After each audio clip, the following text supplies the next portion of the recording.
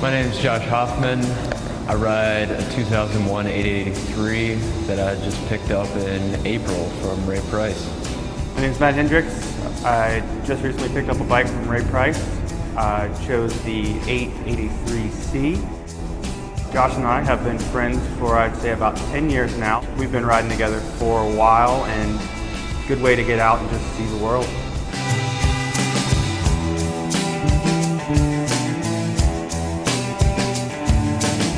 When I decided I needed a little bit of a bigger bike, more reliability, more time on the highway without hitting the top speed so quick, I decided I really needed to look at some numbers before deciding anything.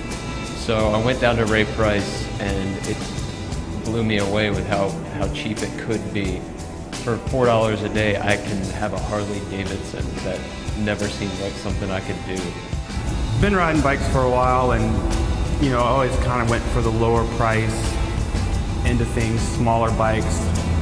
Kind of got old, kind of wanted something bigger. And I've always liked Harleys, I just never thought I could afford one.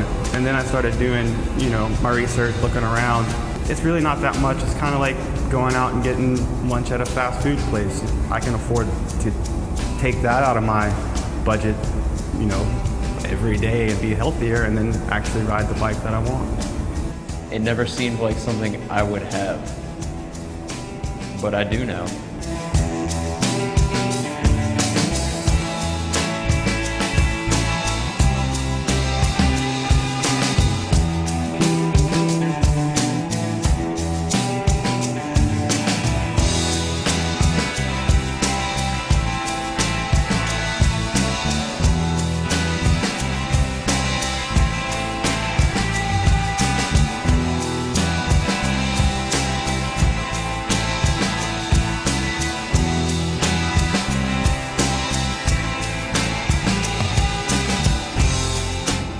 Ever since I got the new bike, I hate driving my car. I don't want to be in a car.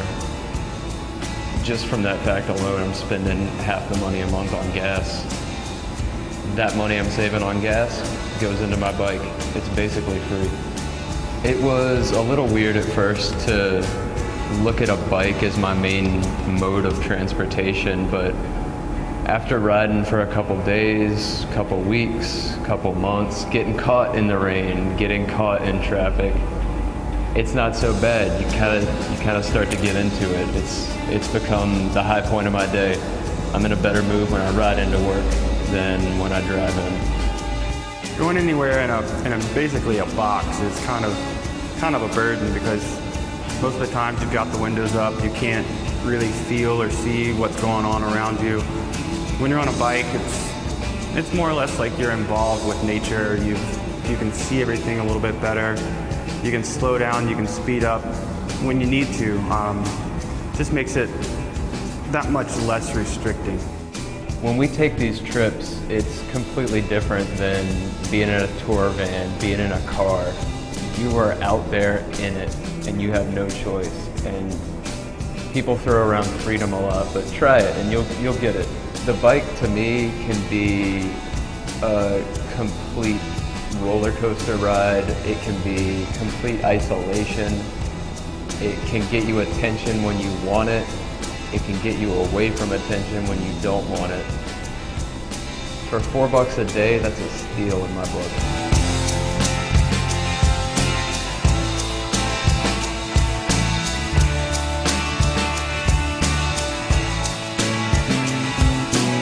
Sometimes Josh and I will end up way out there, but that's pretty much the point of having a bike. You're way out there. There's new things to see, things you haven't seen before.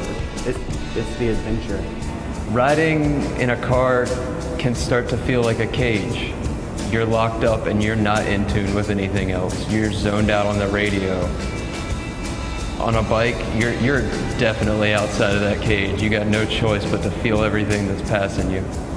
On a bike, you're out there. You're in your trip. You're living it.